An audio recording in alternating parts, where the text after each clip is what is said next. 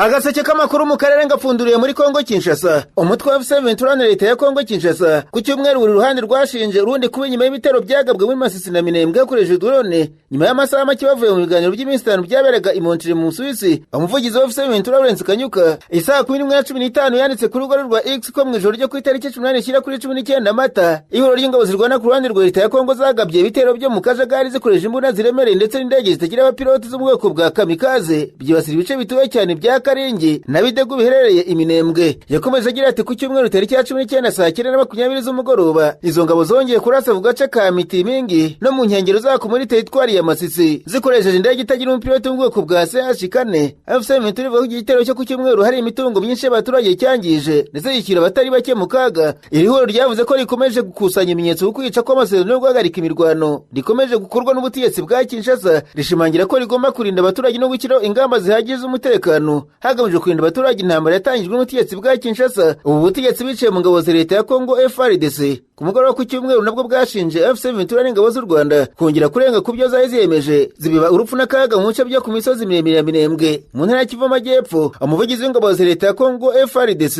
leta na Colonel Mark Yazukai yavuze ko ku mugoroba ku wa gatanu tariki ya 18 Mata indege zitagira abapilote z'iruri rigizwe na RDF na FC23 zarashe ku binjiro by'ingabo za FARDC biri ahitwa mu Kirenge na Kakenge ndetse zinatera ibisasu mu bice dutuwe n'abasivili ahitwa Point Zero. Yavuze ko imibare y'agateganyo igaragaza ko abantu bane b'abasivili bapfuye mu gihe abandi 8 bakomeretse aho benshi muri bo bari abagore n'abana. FARDC yagaragaje ko ifite uburenganzira bwo gufata ingamba zose zikenewe no kwiyorera mu buryo bukwiriye mu rwego rw'ibyo yise kurinda abaturage. Kinshasa na M23 bitanye ba mwana nyuma y'umunsi umwe bavuye mu biganiro byabereye i Montreal mu Suisse. Ni ibiganiro byasize impande zombi zikiza umukoro ku masezerano agamije gukaza uburyo bwo kugenzura ibazwa ry'agahenge. Akaba ateganya ko abasirikare ba M23 bagomba kwinjizwa mu rwego ruhuriyeho rwo kugenzura ibazwa ry'agahenge EGVM bagomba guhuriramo na bagenzi babo mu ngabo za leta. Ibitero byo mu Minembwe na Masisi kandi byabaye mu gimane zombi zari ziyemeje kwirinda igikorwa icyo cyose cy'igitero, isenya, isabura cyangwa se kwangiza ibikoresho by'ingenzi bifasha ubuzima bw'abaturage harimo ibiribwa, ubutaka buhingwaho, umusaruro w'ubuhinzi, amatungo, ibikorwa n'ububiko bw'amazi meza, ibikorwa byifashisha mu kuhira imyaka, ibikorwa remezo by'itumanaho n'ingufu ndetse n'amavuriro n'amashuri. Ingabo za Kongo Kinshasa FARDC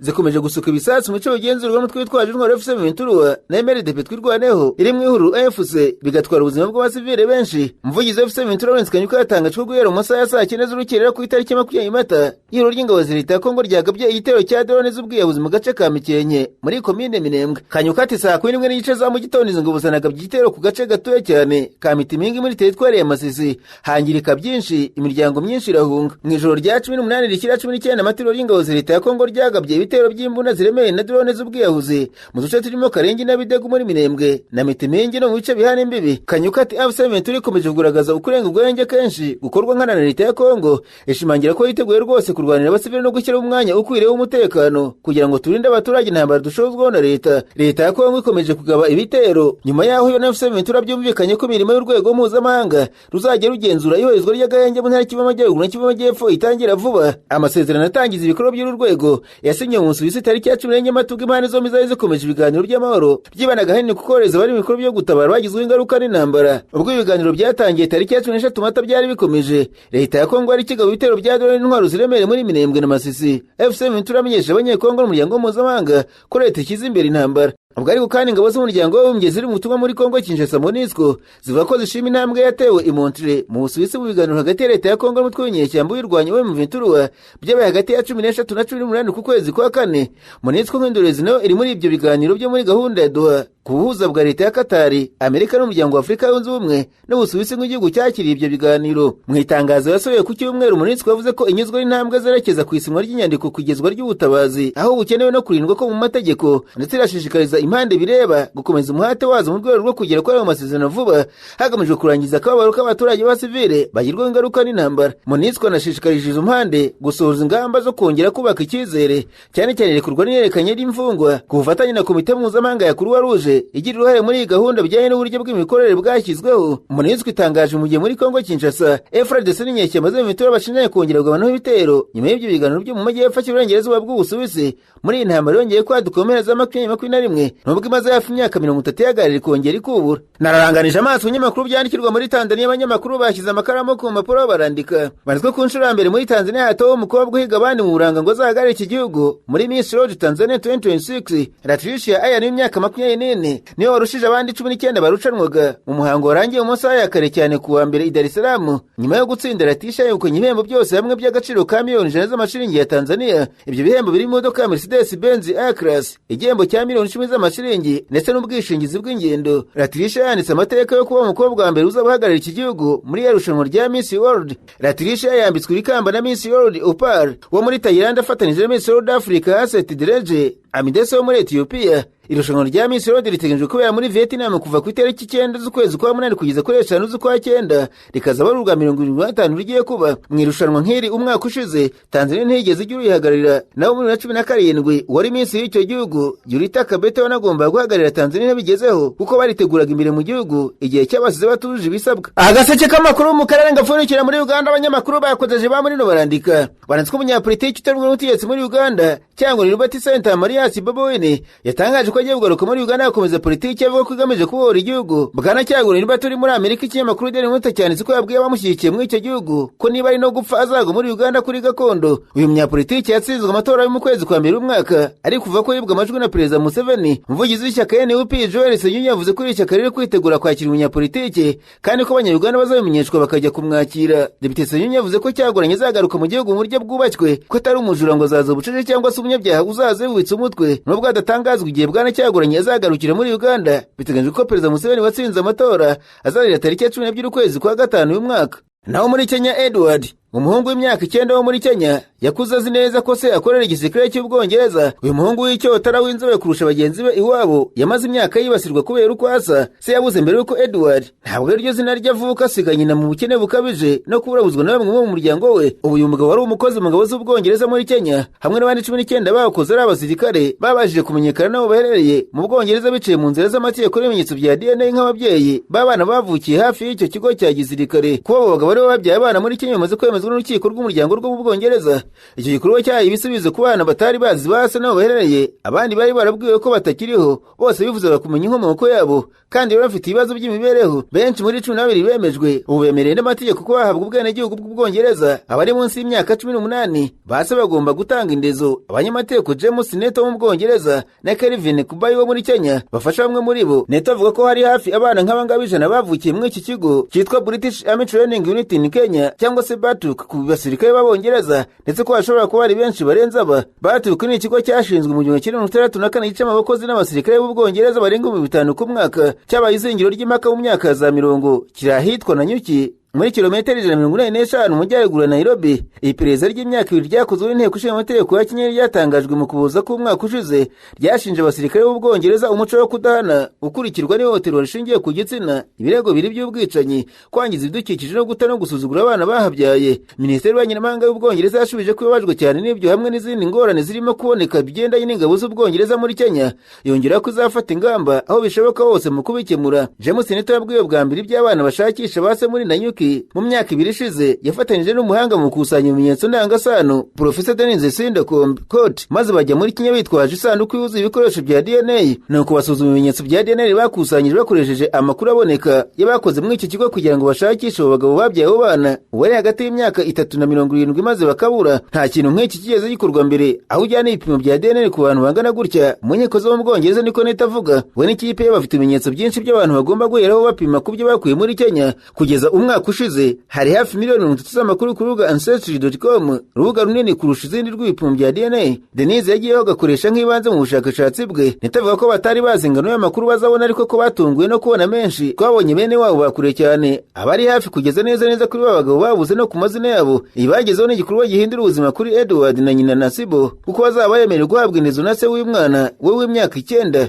Nasibo avuga ku basirikare b'Ubwongereza ati, najyaga nibaza ko ari abagabo nyabo. Yari azi ko se wa Edward amukunda kandi amwitayeho koko. twabonye ibaruwa nyine w'uwo musirikare yandikiye Nasibo mbere y'uko atwita amushimira gushimisha umuhungu we, maze ubwo Nasibo yamubwiraga ko atwita avuga ko uwo musirikare yamweretse ko yishimye, anamusaba ko uwo mwana nawe umuhungu azamwita izina ry'umuvandimwe we nk'uko Nasibo abivuga, maze asubira mu Bwongereza amwambitse impeta y'umubano. Ariko Nasibo agize amezi anatwite umusore yahagaritse itumanaho ryose. Nasibo yirukanwe iwabo nk'uko abivuga, umuhungu we nawe ku ishuri yari yibasiwe cyane kubera ibara ry'uruhu rwe. Ati bamuhimbaga umukoloni w'Umwongereza. Ubwongereza bwakolonije Kenya kuva mu 1945 kugeza mu 1965. Nito baje kubona se wa Edward nyuma y'uko urukiko rutegetse Minisiteri y'Ingabo n'ishami rishinzwe ibya pansiyo gutanga amazina y'aho aba. Uwo mugabo yasabye Neto kudaha kontakte ze Nasibo cyangwa se umwana we, ariko umunyamategeko barimo gutangiza ikirego kugira ngo ajye gutanga indezo. Undi munyakenya Yvonne y'imyaka 18 we yarazi bike cyane kuri se ugereranyije na Edward.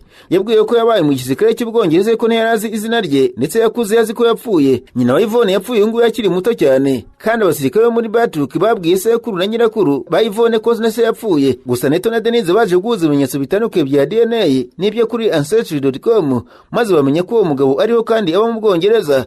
Nyuma yo kwanga kwitaba inkiko inshuro 5 yaje kubuza kumva umwanzuro w'urukiko, asaba ko hakorwa ikizamini cya DNA gisuzuma niba ari se wa Yvonne. Igisubizo nyuma cy'umweru kimwe cyaje kibyemeza. Ubu ntabwo ashaka kuvugana na Yvonne, ariko umubyara wa nyina w'uyu mugabo arifuza guhura na Yvonne. Ababyeyi bose b'abagabo babonetse siko batifuza kugira icyo bakora.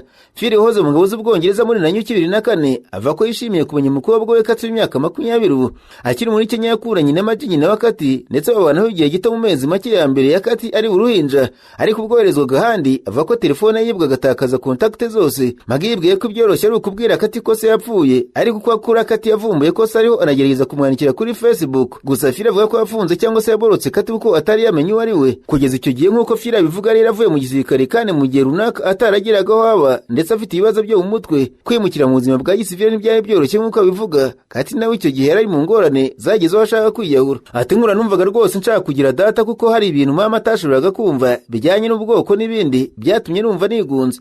Hari igice cyawe ubutazi kimeze nk'amayobera kuri wowe. Mu gihe ubusa yerutse kwemezwa n'inkiko mu Bwongereza, Phil avuga ko yabyishimiye, avuga ko ari ugutungurwa gushimishije. Avuga ko bavugana na Kati kandi yatangiye guha ubufasha bw'amafaranga Magi. Phil ati nabwiye Kati ko icyo nakora cyose kitagira kugenda atakaje namubona, icyo nkuru n'icyo nshoboye cyose. Kati wizeye ko azajya gusura se mu Bwongereza. Neto avuga ko kubyazi Phil ari we mugabo wenyine mu babyeyi yabashije kubonera abakiriya be bohereza amafaranga yo gufasha umwana we. Ikinyamakuru BBC kitwabaje umunyamategeko Kelvin Kubayo muri Kenya washinze ikigo Connecting Roots Kenya gifasha abana babyaye n'abasirikare b'Ubwongereza kubona ubufasha, niba hakwiye kubaho kubuza burundu abasirikare nk'abo bari muri Kenya gukunda n'abakobwa babo. Urebye ku mubare w'abana batawe, ibyo arabyamagana. Ati ibyo byaba ari ivanguramaboko kuko wabusaba abasirikare b'abazungu kwirinda abakobwa b'abirabura kuko bashobora kubakurura ibibazo. Igisubizo cyonyine gishoboka ni ukumenya ko abo bagabo bakoze inshingano zabo igihe babyaye abana mu gihe bamaze muri Kenya. Akazi ka Neto na Kubayi karakomeje nk'uko babivuga, mu gihe hari izindi manza zigomba kugezwa mu rukiko rukuru mu Bwongereza mu mezi make ari imbere. Minisiteri y'Ingabo z'Ubwongereza yabwiye BBC ko icyo nta kirego cy'ibitemewe n'amategeko ku mukozi w'Umwongereza cyatanzwe cyangwa se polisi yawo itanga impungenge. Minisiteri y'Ingabo nta perezida yabikoraho. Bamwe mu bana bashobora kuba baravutse nyuma y'umubano urimo kumvikana kandi ntibimenyereye n'amabwiriza ya Minisiteri y'Ingabo. Brigadier Simon Ridgway ukuriye ishami ry'ingabo rishinzwe kiriya kigo cy'ingabo z'Ubwongereza muri Kenya yongera ko afite ibibazo nk'ibyo bagomba kureba urwego rushinzwe abana rwa Kenya. Ati narwo ruvugana n'Ubwongereza maze tugatanga ubufasha bushoboka mu gusubiza ibibazo no gukemura ibirego uko bije. Iperereza ry'inteko ishinga amategeko ya Kenya ryo mu kuboza gushize ryasabye leta ya Kenya gushyiraho ingamba zo kuryoza abasirikare bo muri Batruck inshingano ku bana babyaye, harimo gufata ibipimo bya DNA no gufasha mu mitekerereze abana babyawe n'abasirikare bo muri Batruck. Hanze mabwire ko President Trump yavuze ko Amerika yahagaritse mu kigo cy'abarabu ubwato bwa Iran butwara imizigo bijyanye n'igikorwa cyayo cyo kuzitira amato mu nyanja. Trump yanditse ku rubuga rwe Truth Social kubwo bwato bwitwa Tuska bwafashwe n'ingabo za Amerika zirwanira mu mazi nyuma yo kudasubiza ubwo bwaburirwaga ngo buhagarare. Iran yavuze ko byari honyurwa ry'agahenge kandi ko izirora vuba ngaha kuri icyo gikorwa cy'ubwambuzi bw'amato bwitwaje intwaro. Ibi byatangajwe nyuma y'uko ibiro bya Perezida wa Amerika White House byemeje ko Vice Perezida wa Amerika JD Vance azayobora izindi ntumwa z'icyo gihugu mu cyiciro cya kabiri cy'ibiganiro ku kurangiza intambara bazagira na Iran muri Pakistan. Tehran ntiremeza ubwitabire bwayo. Ibitangazamakuru bya leta y'Iran byatangaje ko abatetsi ba Iran batazitabira ibyo biganiro igihe cyose hakiriho ukuzitira amato kwa Amerika. Hanyuma kandi umugabo yishe abana be 7 hamwe n'undi mwana utari uwo mu muryango we mwiraswa rikomeye ryabera mu mujyi wa Shreveport muri leta ya Louisiana, imwe mu zigize Amerika, mu cyo polisi yasobanuye ko ari ihungabanya ry'umutekano wo mu rugo. Nk'uko CBS yo muri Amerika ibitangaza ngo abana bari bafite imyaka iri hagati y'umwaka umwe ndetse na 14. Abapolisi bavuze ko iraswa ryatangiye agana saa 10 za mu gitondo ku cyumweru ku isaha yaho, ukekwaho icyaha yarashe abantu 10 mbere yo guhunga. Nk'uko Chris Bordelon, umuvugizi wa polisi kuri ahitwa Shreveport, yabitangaje, polisi yahisemo kurikiranira mwica. Abagore babiri barimo nyina w'abo bana bari mu bitaro bararembye cyane. Ukekwaho icyaha yamenyekanye ko ari Shamari Elkins. Nk'uko Ray Ann Evansky, umuyobozi ushinzwe gutumanaho ibintu by'umukuru w'akarere ka Shreveport, yabwiye ikinyamakuru BBC, ukekwaho icyaha yarashe umugore mu muhanda mbere yo kujya mu rugo ruri hafi aho ngaho, aho yishe abo bana 8, umwe muri bo utari mu muryango we. Polisi yavuze ko umwe mu bishwe yari yirutse ajya mu rugo ruri hafi aho ngaho maze ahamagara abategetsi. Polisi yavuze ko umugabo yitwaje imbunda yakoze ibi wenyine. Bordelon yavuze ko umwana wa 9 yasimbutse ava mu gisenge cy'inzu, bakaba ari mu bitaro. Mu ijambo yavuze ku cyumweru umuyobozi w'umujyi wa Shreveport, Tom Aseno, ati ni ibintu bibabaje, wenda bya mbere bibabaje cyane twigeze tugira ahangaha. Dufite imiryango ibabaye, dufite abapolisi bababaye n'abakozi b'ibitaro n'abapima imirambo barababaye. Ibi byagize ingaruka ku muryango mugari wose, bityo twese twifatanije n'imiryango mu kababaro. Iri ni ryo raswa rya mbere ryiciyemo abantu benshi muri Amerika kuva muri Mutarama imyaka 2 ishize, ubwo abantu 8 bicirwaga mu mujyi wa Joliet muri leta ya Illinois. Nk'uko bivugwa na Gun Violence Archive, umuryango udaharanira inyungu ukurikirana ihohoterwa rikoresha imbunda muri Amerika, mu kiganiro n'abanyamakuru cyabaye ku cyumweru, Bordelon yavuze ko abapfuye ari abana ndetse ko abapolisi basanze icyo kibazo gifitanye isano n'amakimbirane yo mu rugo.